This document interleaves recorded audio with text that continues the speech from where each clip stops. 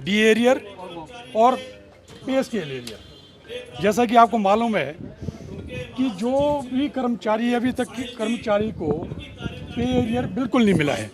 सिर्फ 50,000 रुपया मिला है हर कर्मचारी को पे एरियर, जो कि पिछली सरकार में पूर्व मुख्यमंत्री माननीय जयराम जी ने दिया था। मैं आपको बता देना चाहता हूँ कि पहले जो पे एरियर है एक मुश्त दिया जाता था। मुझे याद है 1986 का जब पे स्केल मिला था तो उसका जब एरियर मिला था लोगों को तो वो 2-3 लाख रुपए मिला था।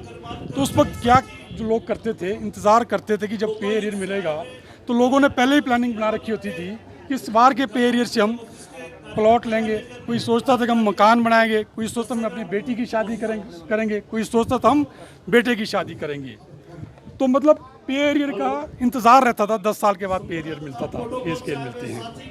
लेकिन और आपको मैं ये भी बता देना चाहता हूँ, अगर शिमला में 10 से 15,000 कर्मचारी हैं जिनके यहाँ अपने मकान है, जो पूरे प्रदेश के लोग यहाँ पे रहते हैं 10 से 15,000, वो मकान उन्होंने तब बनाए थे, उन्होंने प्लॉट तब लिए थे जब 1986 पे स्केल का एरियर मिला था। इसी तरह उसके बाद जो 96 का एरियर मिला उसमें किस्तों में दिया सरकार ने, 2-3 किस्तों में दिया, तब भी सरकार वो कर्मचारी कुछ न बोला। उसके बाद जो 2006 का एरियर मिला वो भी चलो कुछ किस्तों में दिया, लेकिन जो ये 2016 का एरियर है ये तो मिला ही नहीं, सिर्फ 50,000 रुपये मिला है। तो हम माननीय मुख्यमंत्री मिले, इन्होंने एक बार फरमान जारी किए थे कि जो एरियर है इसको उन्होंने 0.025% के हिसाब से दिया था, यानी कि जो एरियर है ये हमें 32 साल में मिलना था। तो मैं माननीय मुख्यमंत्री से महोदय से मिला, मैं कहा साहब ये जो एरियर है ना ये हमारे को 32 साल में मिलेगा, 32 साल में कोई और रहेगा इसको, तो मैं कहा आपने हमारे को नहीं दिया, इस एरियर को तो लगता है आपने हमारे पोते के दोतों को दिया है। इसी तरह उन्होंने डीए का एरियर भी दिया था। जो डीए एरियर हमारा ड्यू था वो था 1/7/2022 से, तो वो एरियर भी हमारे को 5 साल में मिलना था। तो मैं कह रही जो डीए एरियर है हमारे को 5 साल में मिलेगा, 5 साल में तो 10 किस्तें ड्यू हो जाएंगी। तो जब उनको लगा कि नहीं गलत हो गया है तो उन्होंने उसी टाइम आदेश जारी किए कि इसको विड्रॉ किया जाए।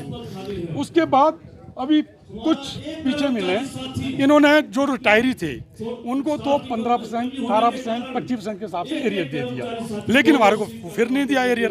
हम फिर से मतलब सरकार ने एरियर का कोई भी हिस्सा, कोई भी किस्त हमारे को नहीं दी। और अभी 15 अगस्त को हमारे को उम्मीद थी, हम माननीय मुख्यमंत्री से मिले कि या तो आप एरियर दे देना या फिर डीए दे की किस्त दे देना। तो अभी आपने देखा वो जो एरियर दिया वो किसको दिया, जो 75 साल से ऊपर है।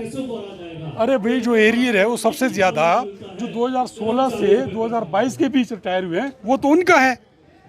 ना डीए एरियर मिल रहा है, डीए मिल रहा है, ना डीए एरियर मिल रहा है, ना पे एरियर मिल रहा है। तो लोगों में बहुत निराशा थी। तो इसीलिए जब हमने मीटिंग की तो हमने डिसाइड किया कि हम जो है एक जनरल हाउस करेंगे। जब जनरल हाउस का हमने ऐलान किया तो आप विश्वास नहीं करेंगे, रविवार को मेरे को पूरे प्रदेश के कर्मचारी के लोगों के फ़ोन आए, कहने लगे जी आपने हमारी आवाज़ उठाई है।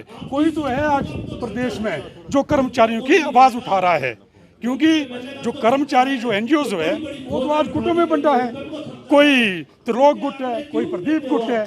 आपने देखा कभी इन्होंने आवाज़ उठाई? मतलब ये चाहते हैं कि अगर कोई सरकार के खिलाफ बोलेगा या डीए मांगेगा तो हो सकता हमारे को मान्यता न मिले।